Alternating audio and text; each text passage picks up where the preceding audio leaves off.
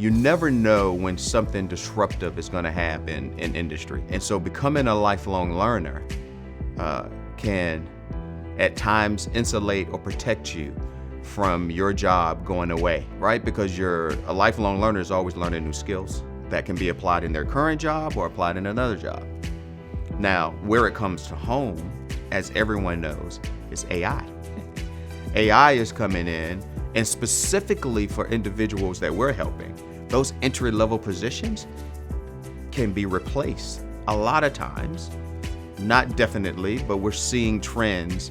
And so we're actually also teaching young adults to be critical thinkers. Be critical thinkers and attach that to collaboration and have that piece be something that you not only learn here, but you take with you as a lifelong learner.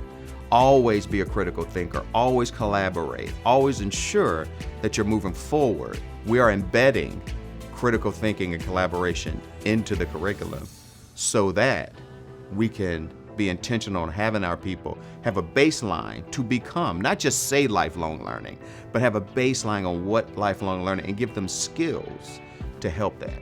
When we're training humans to gain skills, but to push how applicable that skill is, right?